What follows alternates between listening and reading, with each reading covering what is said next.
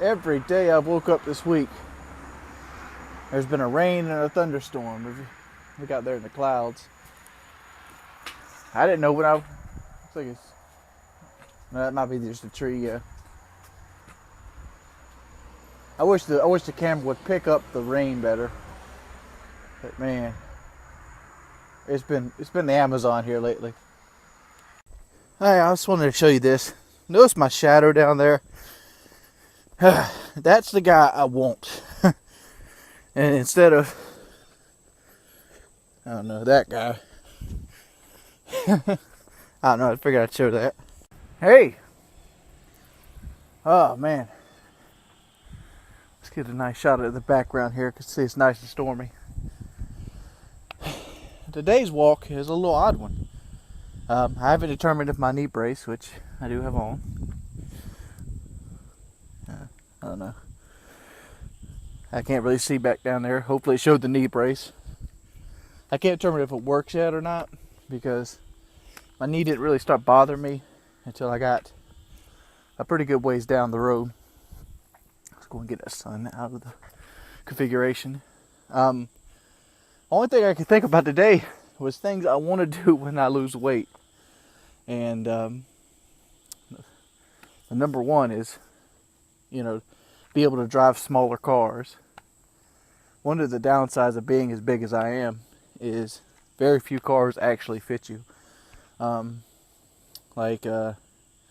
Newer cars seem to fit me better. Newer cars seem to be designed for a bigger person. Like I could actually drive Kyle's Camaro.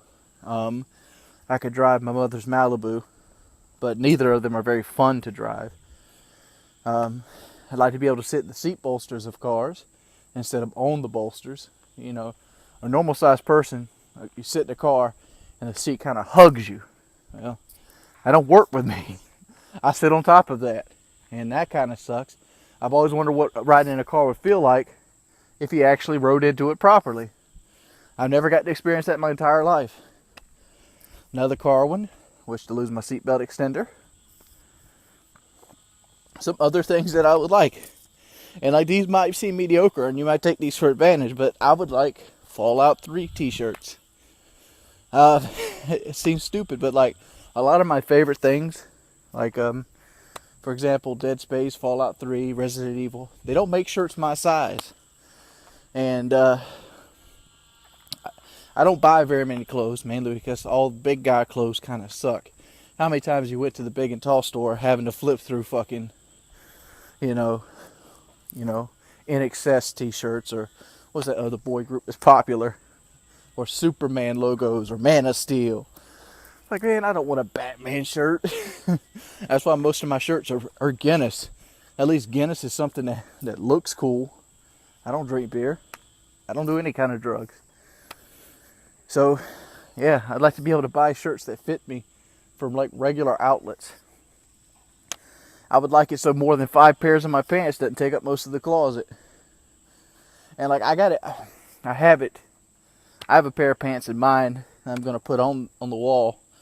And the pair of pants in mind I have is the ones I used to wear under my mech-less uniform. So when the weight comes off me, I'm going to hang those on the wall. And somebody thought about maybe buying the stop sign. I don't think you can buy stop signs. That's just saying, but they're not exactly hard to take off. You see right here, there's just 2 bolts holding them in. Get you a long ratchet and you go to town.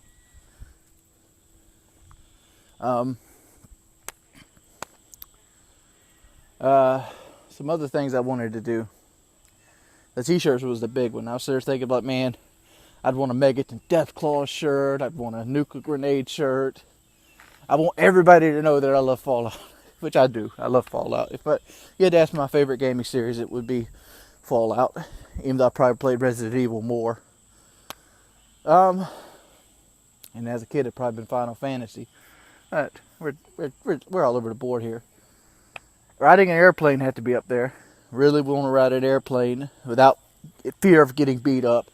Like, for those of you who don't know, when you're a big guy and you ride an airplane, nobody wants to sit next to you because You're invading their space, which is understandable. They paid money for the plane too. And they might have paid more than you because of the way planes sell tickets. And it's like, oh, I paid for my seat. Yeah, and they just get ill. Just get ill. And yet they look at you like it's your fault.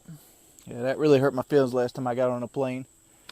And I don't want to do it again. Like, and that's one reason I don't go anywhere. I refuse to ride a plane at this point. I rode it once. It was a nightmare. Not doing it again. And at least not until I lose weight. I don't know. I'll think about some more. And I think the big one, the real big one, there's a story behind it. I used to go to school with a guy named Bobby Counts. Bobby Counts was 18 years old. He was in a wheelchair. He was paralyzed from his waist down. And because of that, Bobby developed two problems. One, he was very strong. Because he wheeled himself around in a wheelchair. He didn't have one of the electric ones. And the second problem, which was kind of with the first, was he was borderline 400 pounds at age 18. But he was also very strong because he wheeled himself around all the time. Well, in ninth grade, 18, might have been 11th grade. 11th grade, Bobby died of a heart attack at the age of 18. And I think that's the big motivator. I'm pushing 30. I'm still as big as I was when I was 20. And my whole 20s was consumed by immobility, lack of doing things. And every day I wake up and I see that my social life sucks. Nobody really wonders where I'm at.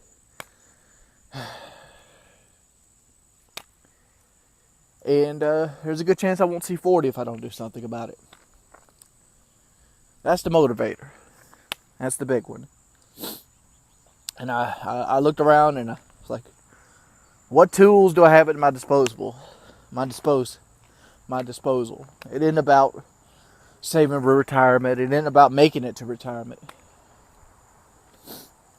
It's about living the life you want to live. And your heart seizing isn't dictated by how many years you've been on this earth. It dictates by the life that you live and what causes it. I think that's the big motivator.